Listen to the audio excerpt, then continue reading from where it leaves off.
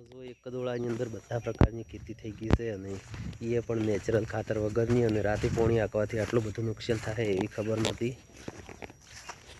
તો બધા મિત્રોને ગુડ મોર્નિંગ અને જય દ્વારકાધીશ. 100 દિવસ ઉગી ગયો છે, 9-10 વાગી ગયા છે. આપણે રાતે ઓમાં પોણી ચાલુ હતું એટલે બોણ ઘણું ખરું પડી ગયું છે જુઓ. અને કાક બંધ કરવા જવાનું છે તો આપણે અહીંથી જવાનું છે, ઠારમાં થઈને જવાનું છે. અને જુઓ આટલી જગ્યાની અંદર બધી ખેતી કરી લીધી છે. તો હવે વટોણા વાયેલા છે, મૂળા, ફુલાવર, રીંગણ, મેથી, ધાણા, લસણ જોઈ શકો છો. બધી જ ખેતી આની અંદર આવી ગઈ છે અને આની અંદર કોઈ ખાતર નથી નાખેલું. જો ડુંગળી પણ આવી ગઈ છે, મરચાં, વટોણા આવી ગયા છે.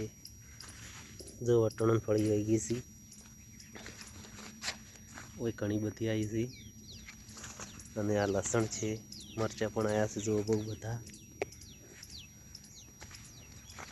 જો લસણ મસ્ત ઊભું છે. મેથી છે આટલી. આ પાળે પાળે જવાનું છે, કાક બંધ કરવાનું છે. રાતે પોણી ચાલુ હતું એટલે કાક હજી ચાલુ જ છે. જો ઠાર પણ બહુ પડ્યો છે. અત્યારમાં ઠાર હવે ઉડશે. આ બાજુ ખ્યાતિ છે અને ફૂલ આવી ગયા છે. અને આ બાજુ પોખરા જ છે, જો ફૂલ આવ્યા નથી. જો ફૂલવાળા બટાકા. જો ઠાર બહુ પડ્યો છે, પોણી નીકળી રહી છે.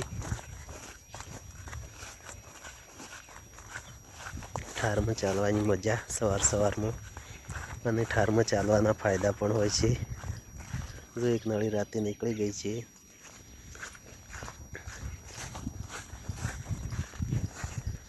તો આપણે આગળ મોટો કાગ આવેલો છે એને બંધ કરવાનો છે એટલે ટોકામાં પાણી ચાલુ કરીએ તો ફુવારામાં ચાલુ ના થઈ જાય એટલા માટે. જો એની અંદર બહુ બોણ પડી ગઈ છે રાતે. અને આ પણ ખ્યાતિ છે, જો અમે બોણ પડ્યું છે પણ ફૂલ બહુ આવી ગયા છે. આ છે ફૂલવાળા બટાકા અને ફૂલ વગરના બટાકા. તો જો આપણે મોટો કાગ પણ આવી ગયો છે અને મને બંધ કરવાનો છે. તો આ બાજુ પાણી જતું બંધ થઈ જાય અને સીધું ટોકાની અંદર પાણી નીકળે.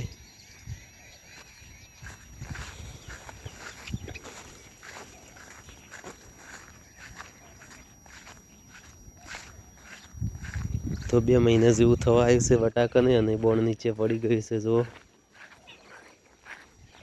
રાતે 3 કલાક જેવું પાણી ચાલ્યું એટલે ઘણું ખરું બોણ નીચે પડી ગયું છે. અને એક નળી અહીંયા નીકળી ગઈ છે અને બટાકા પણ વધારા થઈ ગયા છે. જો પાઇપ નીકળી ગઈ છે એટલે ખોદી નાખ્યું છે ખાસું બધું.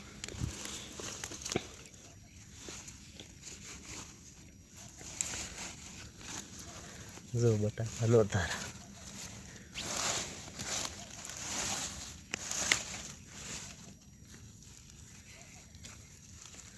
જો આવડા થયા છે, જોઈ શકો છો.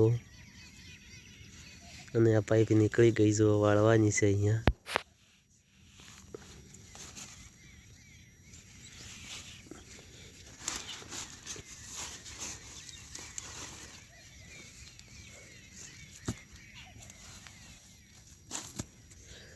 જેસીપી બનાવો એટલે પાળો બતાવી જાય.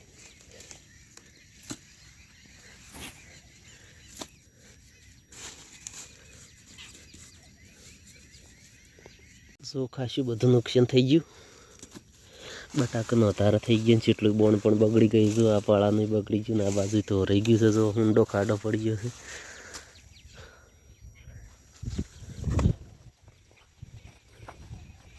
તો આપણે હમુત કરી દીધું છે પણ તોય જેવો હતો એવો જ ના થાય. તો આગળ જોઈ લઈએ હજી કોઈ પાઇપો નીકળી છે કે નથી નીકળી. આખા પાળે આપણે ચેક કરી લઈએ.